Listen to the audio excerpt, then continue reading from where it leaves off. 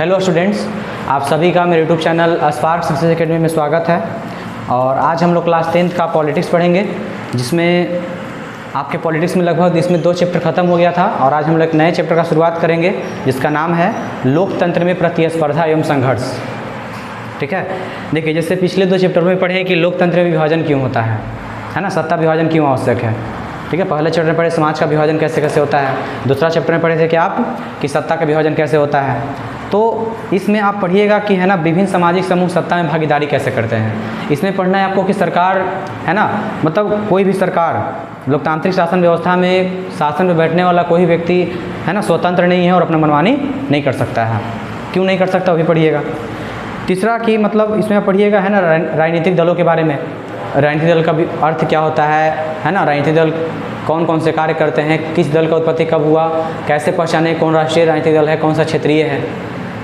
ठीक है, इसके बाद इसमें आपको जानना है ना, मतलब मुख्य बात इसमें यही जानना है कि लोकतंत्र का विकास प्रतिस्पर्धा और संघर्ष कैसे होता है ना। इसमें आपका सबसे पहला टॉपिक यही है ना कि लोकतंत्र का विकास प्रतिस्पर्धा और संघर्ष से कैसे होता है।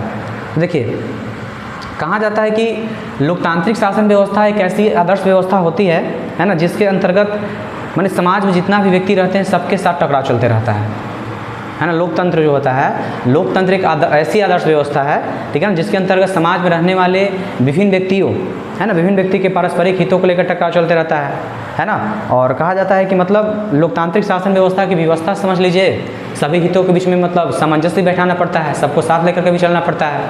कोई भी अब है ना समूह अपना मनमानी नहीं कर सकता है। तो देखिए इसमें आपको सबसे पहले पढ़ना है प्रतिस्पर्धा और जन संघर्ष का अर्थ है ना। सबसे पहला जो आपका टॉपिक है क्या है कि प्रतिस्पर्धा से आप क्या समझते हैं, प्रतिस्पर्धा एवं जन संघर्ष का अर्थ। ठीक है, देखिए पूरे विश्व में जो हुआ है लोकतंत्र का जो विकास हुआ है वह प्रतिस्पर्धा और जन संघर्ष के कारण ही हुआ। प्रतिस्पर्धा का मतलब होता है ना प्रतियोगिता, है ना, कंपटीशन का भाव एक दूसरे से। ठीक है, तो पूरे विश्व में जहाँ जिन जिन देशों में आज लोकतंत्र का विकास हुआ है उसका सबसे बड़ा दिन उसमें किसका है, प्रतिस्पर्धा और जन संघर्ष है ना। जन संघर्ष का मतलब क्या हुआ, लोगों के द्वारा किए गए संघर्ष को। यदि हम कहें कि है ना लोकतंत्र का विकास जन संघर्ष के माध्यम से हुआ है तो इसमें कोई डाउट नहीं होना चाहिए, है ना। कि जहाँ भी देखिए, जहाँ भी अगर किसी देश में अगर लोकतंत्र अपने विकास के चरम सीमा पे है, बहुत ज़्यादा विकसित हुआ है, तो वहाँ के लोगों का संघर्ष का ही फल है ना। वहाँ के लोग इतने ज़्यादा संघर्ष किए होंगे कि लोकतंत्र का विकास भी उतना ही हुआ होगा। ठीक है, तो कहने का मतलब कि जब सत्ताधारी और सत्ता की में हिस्सेदारी चाहने वालों के बीच में है ना, जो सत्ताधारी होते हैं जो पहले शासन में बैठे हुए हैं और फिर जो शासन में भागीदारी निभाना चाहते हैं है ना, तो वह सबसे लोकतंत्र का सबसे निर्णायक घड़ी होता है ना। लोकतंत्र में वो घड़ी जो होता है सबसे मतलब समझिए कठिन परीक्षा होता है ना। और ऐसा समय तभी किसी देश में आता है जब किसी देश का लोकतंत्र विकसित हो रहा है, लोकतंत्र विकास के राह पे चल रहा है। क्योंकि अगर मान लीजिए लोकतंत्र में है क्या, लोकतंत्र में जनता का शासन होता है, जनता कब किसी शासन को पलट देगा कोई दल जानता नहीं है। तो इसलिए कहा जाता है कि लोकतंत्र में है ना, अगर किसी देश में अगर ऐसा समय आ रहा है कि सत्ताधारी और सत्ता में हिस्सेदारी चाहने वालों के बीच में टकराव हो रहा है, संघर्ष चल रहा है, तो समझिए वहाँ का लोकतंत्र बहुत विकसित है। ठीक है, भले मतलब कभी कभी कहा जाता है कि है ना संघर्ष का समाधान मौजूदा संस्थाओं के द्वारा हो जाता है, संसद न्यायपालिका से हो गया हो, है ना, लोकतांत्रिक देशों में। लेकिन कहा जाता है कि लोकतांत्रिक देशों में जन संघर्ष और प्रतिस्पर्धा ही लोकतंत्र को विकसित करने का मुख्य कारक होता है। ठीक है, जैसे कि आप पढ़े होंगे नेपाल में लोकतंत्र का विकास, बोलीविया में पानी के संघर्ष के लिए, है ना। तो यही कह रहा है कि मतलब राजनीति में प्रत्यक्ष भागीदारी के लिए है ना राजनीतिक दलों का बहुत ज़्यादा जरूरी होता है। जिससे मतलब देखिए राजनीति में भूमिका कौन निभाता है, मुख्य भूमिका तो दल ही निभाता है, राजनीतिक दल, क्योंकि वही चुनाव लड़ते हैं, वही सत्ता प्राप्त करते हैं, सरकार का निर्माण करते हैं। लेकिन समाज का प्रत्येक नागरिक इनके मतलब इतने प्रत्यक्ष ढंग से लोकतंत्र भागीदारी नहीं करता है। कई कारण हो सकते हैं इसके। कहने का मतलब है कि लोकतंत्र में है ना राजनीतिक दल ही प्रत्यक्ष रूप से भागीदार निभाते हैं, पूरा का पूरा जनता तो है ना प्रत्यक्ष रूप से लोकतंत्र में सभी जनता एक साथ भाग नहीं ले पाता है। लेकिन कहा जाता है कि देखिए प्रत्यक्ष राजनीतिक गतिविधि में भाग नहीं लेने की इच्छा, उसके पास अवश्य कौशल का अभाव, अन्य कोई कारण हो सकता है। यानी कि हर जनता उसमें भाग नहीं लेता है, लेकिन लोग अपने प्रतिनिधियों के माध्यम से है ना राजनीति में भाग ले लेते हैं। ठीक है, अतः अपने अप्रत्यक्ष तरीके से सरकार का निर्माण करते हैं। इसके लिए समाज और देश के लोग अपने संगठन बना करके हितों को, नज़रियों को, माने अपना जो भलाई है ना, सभी तरह गतिविधियों को संचालित करते हैं।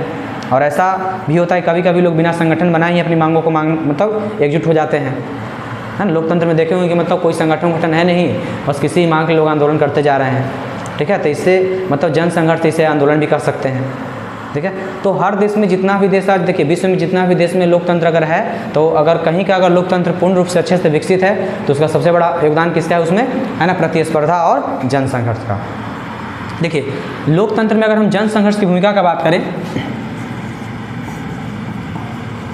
लोकतंत्र में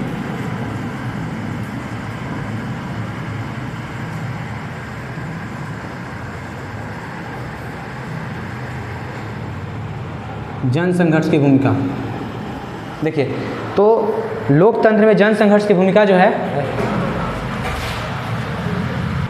ठीक है। अगर हम लोकतंत्र में बात करें, है ना, जन संघर्ष की भूमिका का, तो लोकतंत्र देखिए जैसे कहा जाता है कि जब से भारत आज़ाद हुआ, है ना, जब भारत ब्रिटिश दासता से मुक्त होता है 15 अगस्त 1947 को, और मुक्त होने से लेकर के भारत का जब संविधान लागू हुआ 26 जनवरी 1950 को, है ना, तो लोकतंत्र की आधारशिला दिनों दिन सुदृढ़ कर रहा है, यानी कि भारत अपने लोकतंत्र का विकास बहुत ज़्यादा कर चुका है ना। और दिन पर दिन माने भारत के लोकतंत्र का विकास ही हो रहा है। तो 19वीं शताब्दी के दौरान, है ना, भारत में अनेक तरह के सामाजिक और जनप्रिय संघर्ष हुए, है ना, जिनकी उत्पत्ति से लोकतंत्र के मतलब मार्ग प्रशस्त किया गया।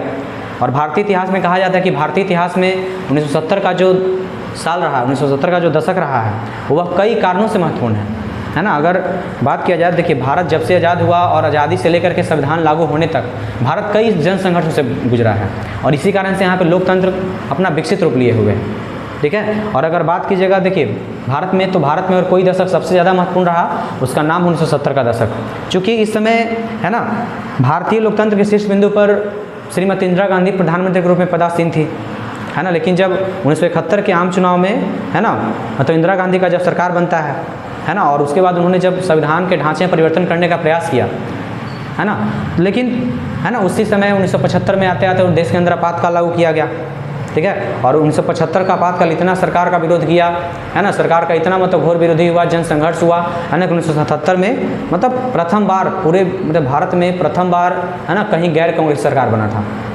याद रखिएगा। 1975 में देश के अंदर आपातकाल लागू हुआ था, ठीक है। देश के अंदर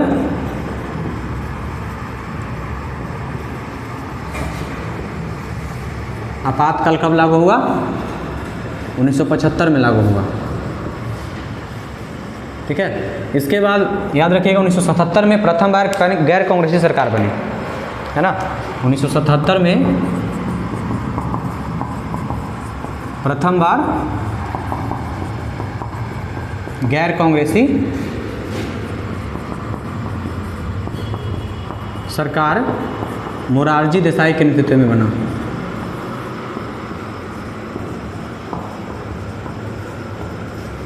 मोरारजी देसाई के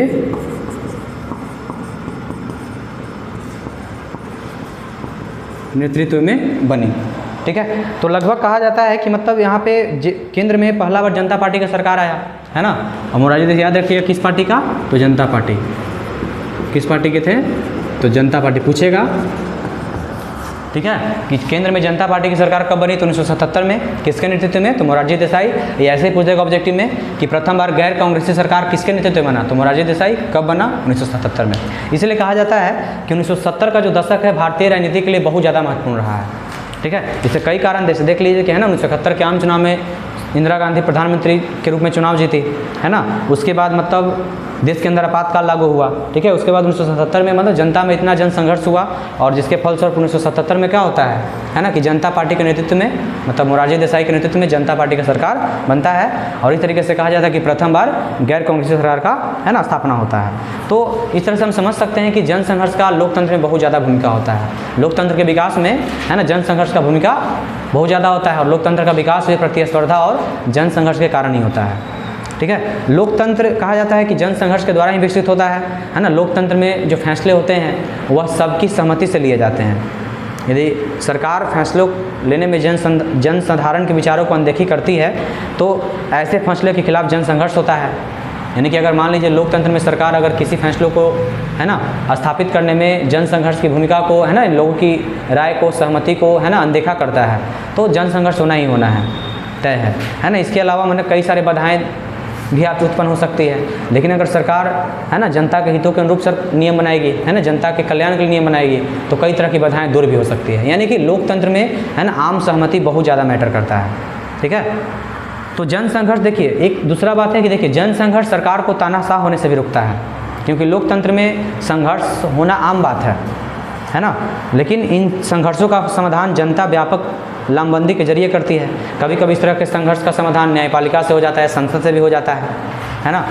तो इससे सरकार को हमेशा भय बना रहता है और सरकार तानाशाह होने के मतलब मनमाने निर्णय से बचता है। यानी कि देखिए यहाँ पे जनता का संघर्ष जो जन संघर्ष है उसका समाधान कभी कभी है ना मतलब सैनिकों के द्वारा भी कर दिया जाता है, ठीक है, या संसद में भी होता है, न्यायपालिका में भी होता है। इसलिए सरकार में हमेशा भय बना रहता है ना, और इस कारण से सरकार कोई तानाशाही करने पर उतरती नहीं है, क्योंकि उनका कभी भी तख्ता पलट हो सकता है और मतलब कहने का मतलब है उनके विरुद्ध कभी भी कार्रवाई की जा सकती है। तीसरा कि देखिए जन संघर्ष से राजनीतिक संगठनों का विकास होता है। अगर जितना जन संघर्ष ज़्यादा होगा तो उतना ही राजनीतिक संगठनों का विकास ज़्यादा होगा और ये राजनीतिक संगठन जन भागीदारी के उन समस्याओं को सुलझाने में सफल होंगे, है ना। चूँकि संगठन तभी बनता है जब किसी समुदाय को, किसी वर्ग को किसी खास चीज़ का मतलब ज़रूरत होता है, समस्या होता है। तो ये राजनीतिक संगठन, राजनीतिक दल, दबाव समूह, आंदोलनकारी समूह के रूप में भी जाने जाते हैं। जो लोगों का संगठन बनता है उसे राजनीतिक दल भी कहा जा सकता है, दबाव समूह भी कह सकते हैं या आंदोलनकारी समूह भी कह सकते हैं। तो इस तरह से हम समझ सकते हैं कि लोकतंत्र में जो है आपका है ना जन संघर्ष का भूमिका बहुत ज़्यादा होता है ना। और इतना भी कह सकते हैं कि लोकतंत्र में कहने का मतलब है कि लोकतंत्र का विकास ही जन संघर्ष और प्रतिस्पर्धा के माध्यम से हुआ है। जैसे कि आप है ना अपने अगल बगल के राज्यों को देख सकते हैं, जहाँ पे जन संघर्ष ज़्यादा होता है वहाँ की सरकारें ठीक से काम कर रही है ना। तो लोकतंत्र में जन संघर्ष होना आम बात है। अगर जिस देश में है ना जिस राज्य में सरकार के विरुद्ध ज़्यादा जन संघर्ष हो रहा है ना, ज़्यादा प्रतिस्पर्धा है, तो समझिए उस राज्य का सरकार या उस देश का लोकतंत्र जो है विकसित रूप में चल रहा है ना, यानी विकास के क्रम में है, ठीक है।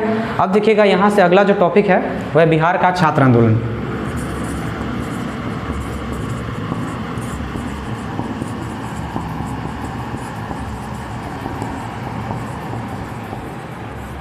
बिहार का छात्र आंदोलन। देखिए जब 1971 के आम चुनाव में जो कांग्रेस पार्टी थी है ना, गरीबी हटाओ का नारा देकर केंद्र में सरकार का निर्माण तो कर लेती है ना। जब 1971 में जो इंदिरा गांधी जब चुनाव का प्रचार करने जाती है तो हर जगह उनका नारा ही था है ना गरीबी हटाओ। तो 1971 के आम चुनाव में नारा बन गया गरीबी हटाओ का, लेकिन जब सरकार में आती इंदिरा गांधी तो कोई भी मतलब इसके विपरीत काम हो गया। चूँकि गरीबी हटाना था लेकिन देश में बेरोजगारी, भुखमरी, महंगाई है ना बहुत सारी समस्या बढ़ने लगा, ठीक है। और एक दूसरा बात की मतलब कहने का मतलब 1971 से 72 के समय में है ना उस समय में मतलब देश का अर्थव्यवस्था और ज़्यादा लड़खड़ा गया, क्योंकि पहला प्रश्न था कि जैसे बांग्लादेश से बहुत सारे शरणार्थी भारत में आ चुके थे तो भी अर्थव्यवस्था गड़बड़ हो गया। और दूसरा हुआ कि भारत 1972 से 73 में भारत में मानसून जो भी था असफल हो गया। मानसून असफल होने से कृषि में पैदावार काफ़ी कम हुआ, और जब पैदा बहुत कम हुआ है ना तो देश में संकट आ गया, असंतोष का माहौल फैल गया, चारों तरफ बेरोजगारी, भूखमरी झेल रहे जनता, महंगाई झेलने पड़ा।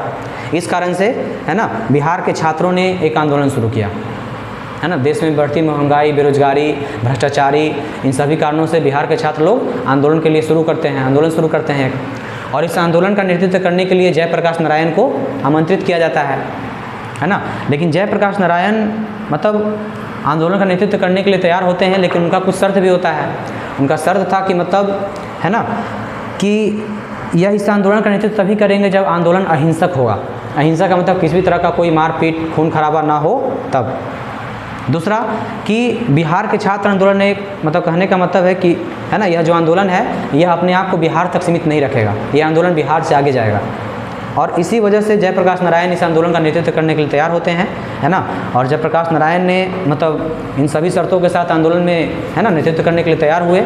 और बिहार सरकार मतलब बिहार में उस समय कांग्रेस पार्टी का सरकार था, तो कांग्रेस सरकार को बर्खास्त करने का मांग किए। सामाजिक, आर्थिक, राजनीतिक क्षेत्र में हर जगह संपूर्ण क्रांति का है ना मतलब आह्वान कर दिए है ना, संपूर्ण क्रांति का नारा दिए थे इसी समय। और यहीं से है ना संपूर्ण क्रांति का उद्देश्य पूरे भारत में क्या था, सच्चे लोकतंत्र की स्थापना करना था। जो जयप्रकाश नारायण का जो संपूर्ण क्रांति था उसका एकमात्र उद्देश्य क्या था कि पूरे भारत में सच्चे लोकतंत्र की स्थापना करना। तो बिहार सरकार के विरुद्ध इस्तीफा लेने के लिए सरकार का घेराव किया गया, हड़ताल किया गया, संघर्ष किया गया, लेकिन जब सरकार इस्तीफा नहीं देती है ना, इसके बावजूद मतलब जयप्रकाश नारायण मतलब ये आंदोलन धीरे धीरे अन्य भागों में फैलने लगा, ठीक है। लेकिन इसी समय जब बिहार में जब जयप्रकाश नारायण के नेतृत्व में आंदोलन चल रहा था, उसी समय रेलवे कर्मचारियों द्वारा केंद्र सरकार के विरुद्ध भी आंदोलन चलाया जा रहा था। मैंने रेलवे कर्मचारियों को अपनी मांगों को लेकर के केंद्र सरकार के विरुद्ध आंदोलन चल रहा था, इस कारण से दोनों मतलब छात्र आंदोलन को और ज़्यादा बल मिला, है ना। और जयप्रकाश नारायण ने 1975 ईस्वी में, है ना, दिल्ली में आयोजित संसद मार्च का नेतृत्व किया, और राजधानी दिल्ली में कहा जाता है कि अभी तक इतना बड़ा रैली का आयोजन कभी हुआ नहीं था। इस तरह से मतलब इस प्रकार गुजरात, बिहार, अलग अलग राज्यों में कांग्रेस विरोधी आंदोलन शुरू हो गए, और इंदिरा गांधी का मान्यता था कि ये आंदोलन जो है ना, व्यक्तिगत विरोध से हो रहा है। इंदिरा गांधी का सोच हो गया क्या, मतलब ये आंदोलन सरकार का विरोध नहीं किया जा रहा है ना, व्यक्ति का किसी का विरोध किया जा रहा है। इस कारण से 12 जून 1975 ईस्वी को इलाहाबाद कोर्ट, है ना, मतलब इंदिरा गांधी के विरुद्ध, इंदिरा गांधी का जो निर्वाचन था चुनाव में, वह अवैधानिक करार दे देती है। इंदिरा गांधी मतलब सही नियमों का फॉलो नहीं कर पाती है, इस कारण से उनको अवैधानिक करार दिया गया, और पूरे इस निर्णय के बाद स्पष्ट हो गया कि इंदिरा गांधी अब सांसद नहीं रही, और मतलब पूरे राजनीतिक संघर्ष के लिए मैदान तैयार हो चुका था इस तरीके से। यानी कि उधर इंदिरा गांधी भी प्रधानमंत्री के पद से हट के सांसद नहीं रही, तो है ना, इधर ये लोग भी आंदोलन करना शुरू हो चुके थे। लेकिन है ना, हर जगह जयप्रकाश नारायण के नेतृत्व में मतलब इंदिरा गांधी इस्तीफे के लिए दबाव डालना शुरू हुआ, ठीक है। और दिल्ली में रामलीला मैदान में, है ना, एक विशाल प्रदर्शन किया गया, और वहीं पे मतलब सत्याग्रह का घोषणा किया गया।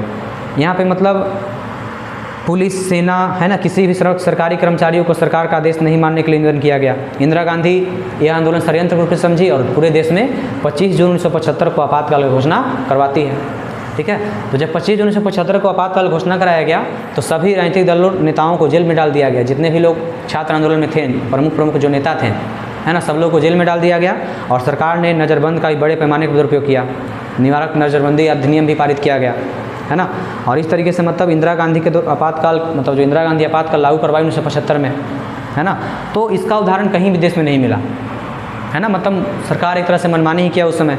आपातकाल में भारतीय लोकतंत्र की कमजोरी को उजागर कर दिया गया, और सही अर्थ में कहा जाता है कि आपातकाल के समय भारत का लोकतंत्र नहीं रह गया था, ठीक है। लेकिन जैसे ही आपातकाल समाप्त होता है ना, लगभग ये 1.5 साल का आपातकाल चलता है, ठीक है। और 1977 में जब चुनाव होते हैं, तो 18 महीने बाद जो सारे नेताओं को जेल से रिहा किया गया, जो छात्र आंदोलन में जो नेतृत्व कर रहे थे या नेता शामिल थे, है ना, सब लोगों को जेल में डाल दिया गया था। जब वो मतलब 18 महीने बाद जब जेल से निकलते हैं, है ना, और उसी मौके पर चुनाव भी हो जाता है, तो लोग सब लोग मिल करके 1977 में जनता पार्टी का निर्माण करते हैं, है ना।